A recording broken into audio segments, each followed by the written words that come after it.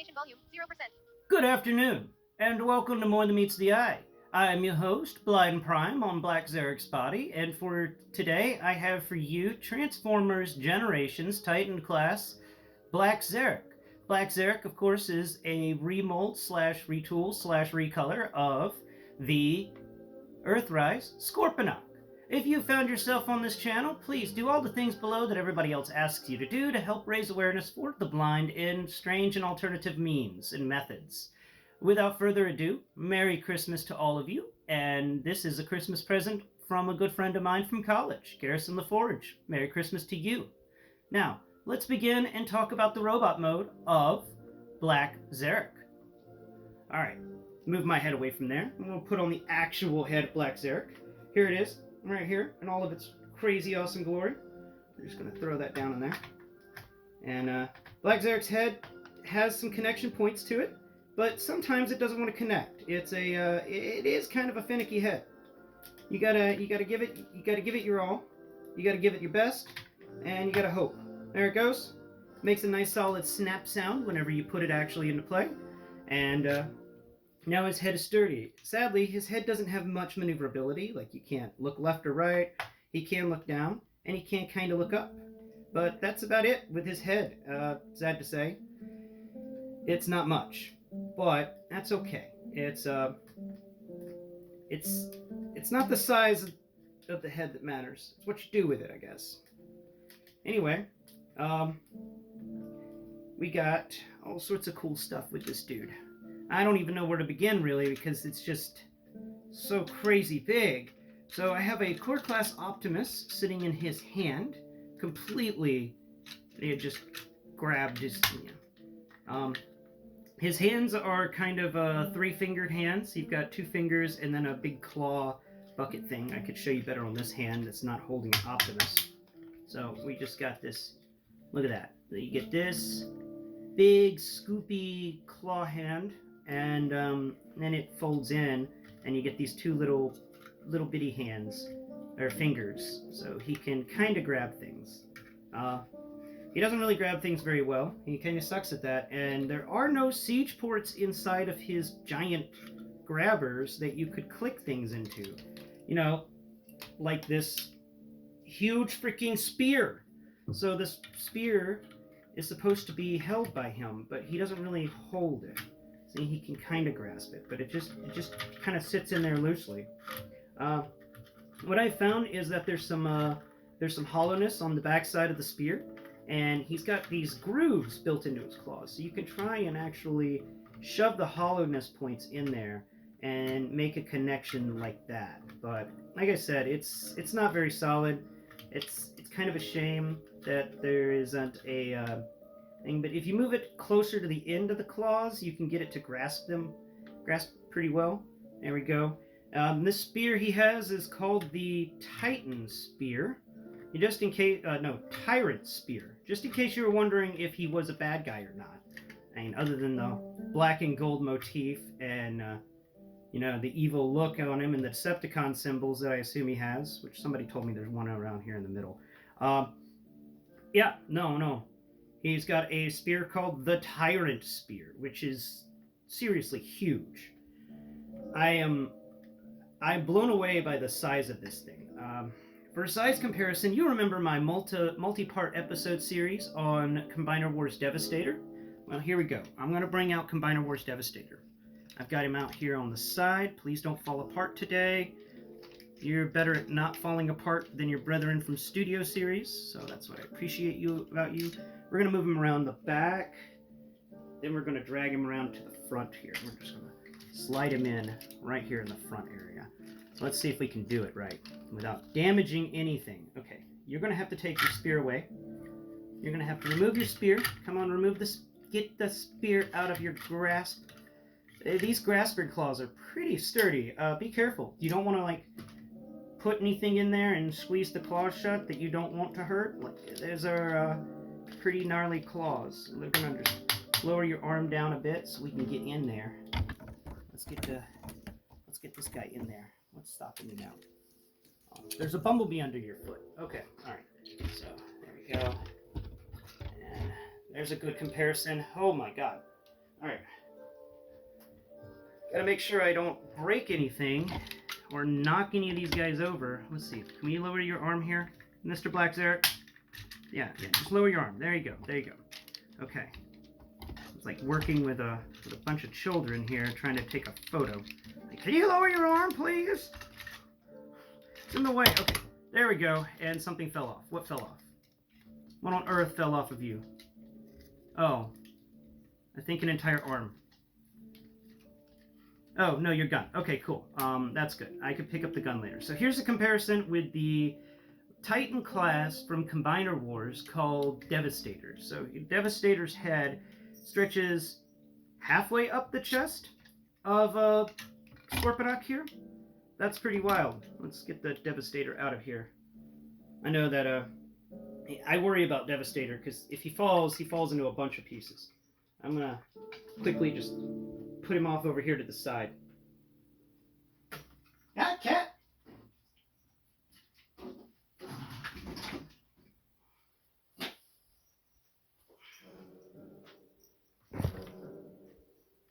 Look, it's a cat. The cat does not like the Scorponok. Dream does not like Scorponok.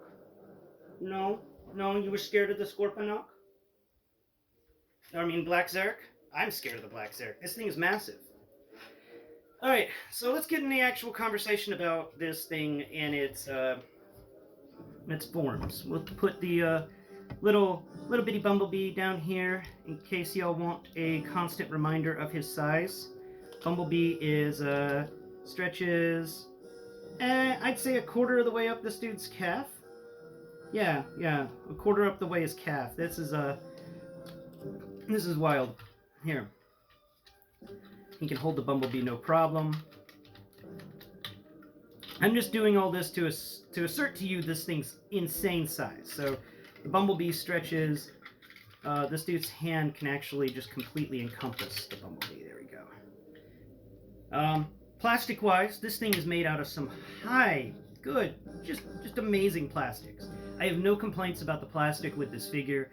This is strong, durable stuff. I'm not feeling the weird plastic that came out of Combiner Wars or like the Dotson mold had from Earthrise. This is some good quality plastic. This isn't the cheap stuff. Posability-wise, this thing blows me away. It's got amazing motion in the shoulder. Everything's a ratchet joint. There goes Bumblebee. These joints are really, really sturdy and tough. And he's got quite a bit. He's got plenty of movement in all of his areas, like the articulation. So I can't even begin to really count it. Well, we can count siege ports though. So there's 2 on this arm, and there's 3, 4, 5, 6, 7, 8. Oh crap! I've dropped a shield. Yeah, there's a lot. There's a lot of siege ports. Definitely, if you're a siege port lover, this has got them. I wish it had more female siege ports instead of male siege ports.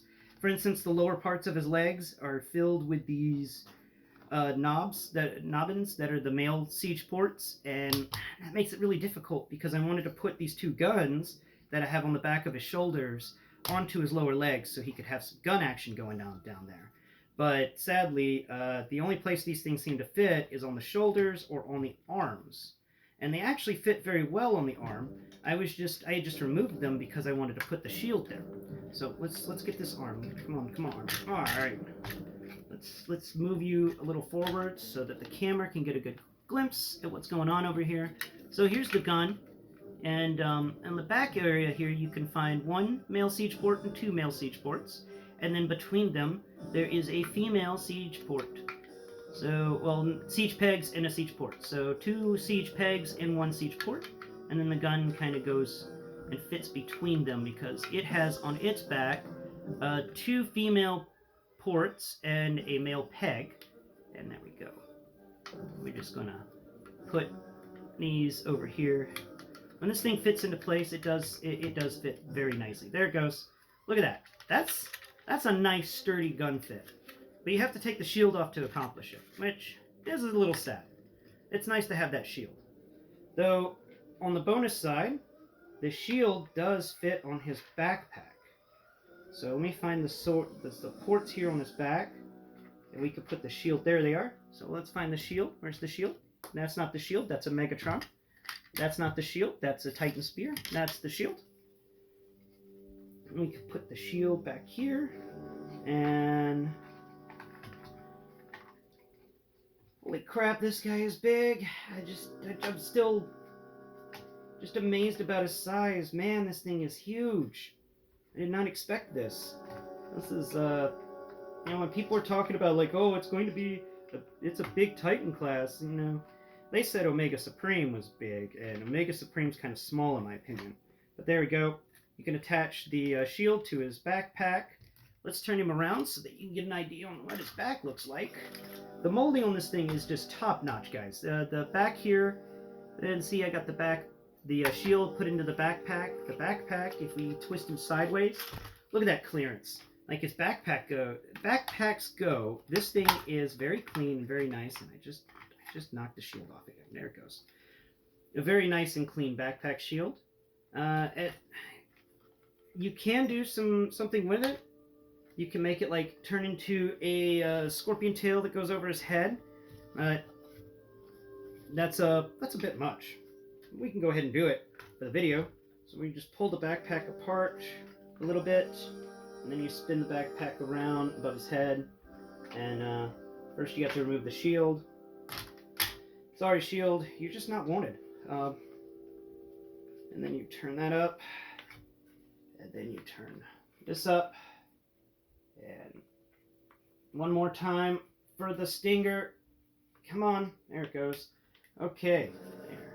Now you can have a scorpion tail sitting above his head. Cha, cha. Okay, let's put it all back. So the stinger spins into the hole. This spins in reverse down into that spot. This spins down into that spot. This folds down into this spot, and somehow all fits together. Oh crap, how did I do this before? Okay, there it goes. Oh no, I knocked off a blast effect. I'll find it. There it goes. The backpack folds up pretty nicely. The stability of this thing is amazing. Its height is obscene. It's got really great ankle rockers that are on ratchets. Look at that. Listen to that beautiful noise. It's got some good movement in both of its legs. It's got plenty of posability.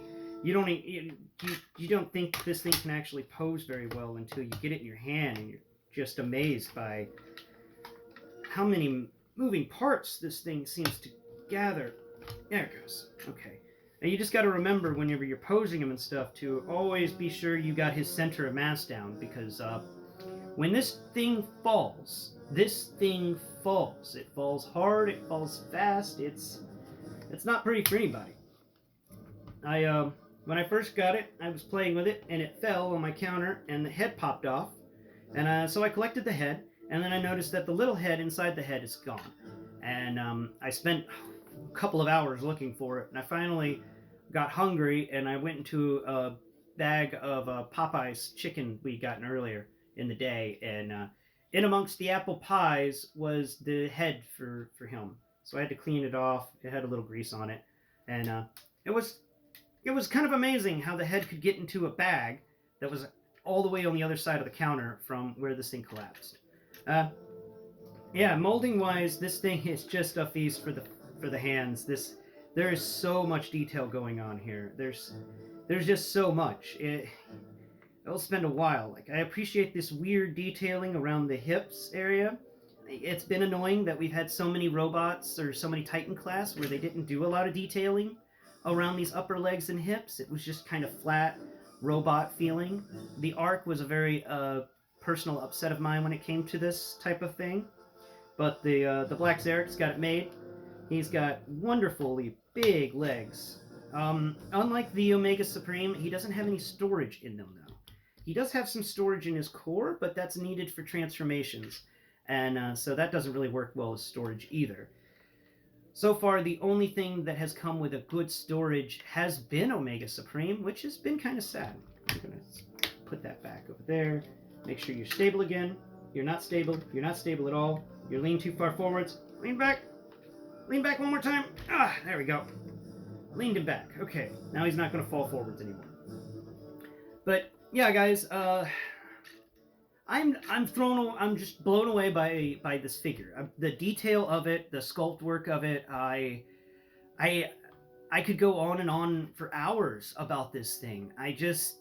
My God, the amount of work they put into this. I didn't even, you know, I've been getting the bad Titan class figures because this has won me over to Titan class. I was like, I don't know if I really want any more Titan class stuff, but you know, if they do Titan class like they did this Titan class, I'm down for it. You know what? Bring me that weird Cybertronian Metroplex if it's something like this. If it's something this detailed. We're gonna bring out the Lego pad here, just so y'all get an idea. That's the 32 mark. Pick up the Lego tag, and that's gonna be another 32 mark right there. That's I know this is gonna be a very, very, very rough kind of thing, but we got another 2 mark there. All right, and yeah, I'd say this thing's about 68, maybe 70 studs in height. I mean, with that really, really, really rough guesstimation right there, that's pretty wild. This thing is the size of this thing. Just the utter and complete size of this thing. Just, wow. It fits very well. If you want to do stuff with your figures, I would suggest the core class. Even though I just upset Megatron's transformation a bit. Here's a Megatron up here at the top. Give you an idea. Lower this arm. Come on. There you go. One more time. There you go. And just slide him in there. And that's an idea of how big Scorponok is. Look at the little bitty Megatron. The Megatron in the core class isn't even as big as this thing's head. Like, wow. You can just, just wow. Put the little Megatron driving up his arm or something. That's yeah, guys. Once again, Merry Christmas to all of you. Merry Christmas to Garrison LaForge. Thank you again for this wonderful, wonderful, wonderful Christmas present. This is amazing. This was not expected. You know, he came over to watch Wheel of Time with me and just tossed this box into my hands, and I was like, what is this? And he went, Merry Christmas. I don't know what a black Zarak is, but here. I was like, a black Zarak? Are you kidding me? The only other black Zarak is Schrodinger's Zarak, and you know, nobody appreciates Schrodinger's Zarak. But, alright. Well, guys, Merry Christmas once again. I hope you've enjoyed the episode. If you wouldn't mind, do all the things below that everybody else asks you to do. And also, you know, go check out some other fellow YouTubers. Perspective End, Viper Island, and Soundwave Spectre are all pretty good people. They do a lot of cool stuff. Soundwave Spectre does a lot of audio description on video games. Perspective End does a really great Transformers review show. And Viper Island really gets into the meat and gritty of G.I. Joe Classified and other G.I. Joe stuff.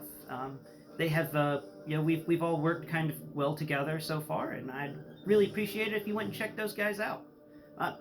Until next Prime, we will be discussing the Scorpion mode, I think, and Lord help me, we're going to discuss the city mode. I don't know where I'm going to film the city mode. I don't think my area here is large enough. So look forward to that. And until next Prime, bye-bye for now.